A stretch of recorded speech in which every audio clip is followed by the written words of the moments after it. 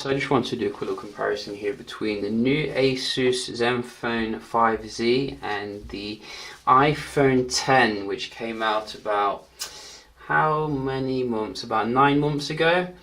So it's coming on for a little bit in terms of age now, but it did start all of the copycats, and we do have the new copycat, the Zenfone 5Z. But it is half the price, and obviously it might give some good performance here compared to the one that started this trend.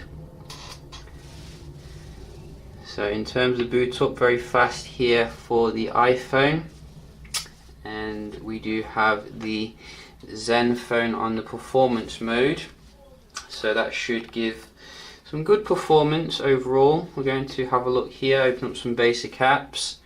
Everything should be shut down, as you can see. See if I can remember how to use the iPhone 10. Let's go. So I give that to the Zenfone.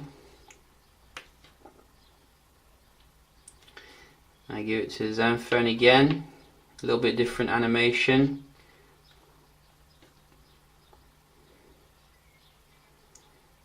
That was the iPhone. Zenfone again. Zenfone again.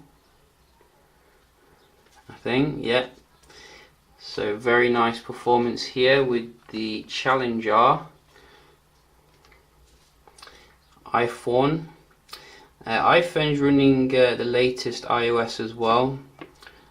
Which is iOS 11.4 official. We can see against Oreo here, it doesn't seem to be that fast really. It seems to be struggling to keep up with the where is the clock? There we go. Yeah, so you got your Zen UI here, very nice and snappy and well optimized. You can see. So I'm going to give this to Asus, I think, when it comes to the basic apps. So have a look at the speed test. Oh, they've changed this. So let's go with the iPhone.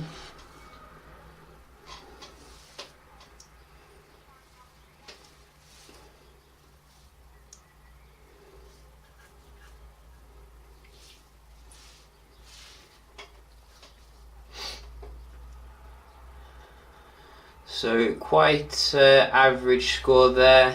Don't think I'm getting my money's worth really. The amount I paid for it. Apparently Sony's going to be charging $1,000 now as well for its phones. Good luck with that.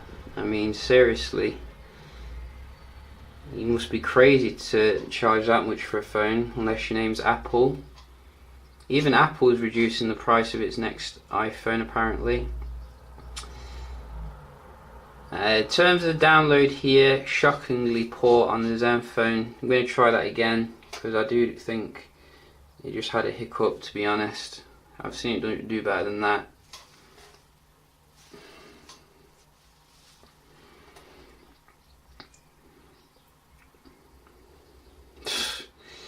Yeah.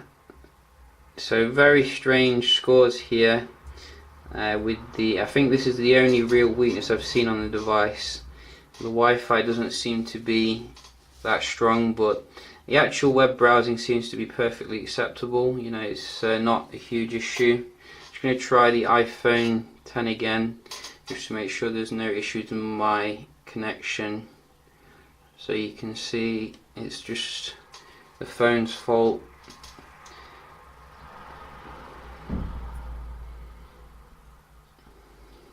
Yeah, so you can see we still do have we haven't gone back to 56k yet, although I think Virgin wants me to go back to 56k.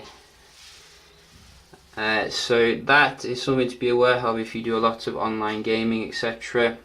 probably better off with OnePlus or Honor 10. In terms of the actual software, very nice and customizable here. As you can see, you can go to the preferences, you can change a whole load of stuff in terms of how it looks. You don't get that customization, unfortunately, on the iPhone. You can change your wallpaper, but I do notice that they haven't really added any new ones since the latest update, which is a little bit boring. The ones that are on there are quite nice, but you do have some nice ones here on the Zenfone, and you can also download more from their like Zen like store, which is pretty nice. In terms of the camera experience, I have yet to check it out on the Zenfone. I do plan to, but if you're looking at it from a modes perspective, the Zenfone seems to go a lot further, you know, giving you all sorts of modes here, such as Pro mode, wide angle lens mode. I mean, look at that, that looks pretty awesome and on par with what you get with like LG devices. So really looking forward to checking out the camera here. I do think the iPhone is probably going to be better overall, because obviously it's a much more expensive phone. They usually do get the camera right on the iPhone. It's just that they're a little bit lazy with the software nowadays. You know, new version of iOS, still getting the old boring you know, modes here. And one thing which really annoys me about this phone when taking pictures is sometimes I get locked in the camera app for some reason. I have to restart the phone. Maybe it's because I don't use iOS every day, but I find Android easier to use still. Overall, if we just look into the settings, you do get quite a lot of modes, as you can see here. You've got your multi-window, which I don't think you get on iOS 11. You get your auto color temperature, one-handed operation. I mean, the list goes on here. You're really getting a lot of value for your money with the Zenfone. The only real issue is obviously will they keep it up to date, because on the previous Zenfones they just updated it once and then forgot about it, whereas with your iPhone you're good for 5 years at least when it comes to the updates, so hopefully they will do that. But yeah, as you can see here, you know, very nice phone, comparable to what you're going to get when it comes to a flagship. And I will be doing some other videos with it, checking out the gaming, etc. So do stay tuned for that. Hope you enjoyed the video, and I'll see you in the next one. Cheers.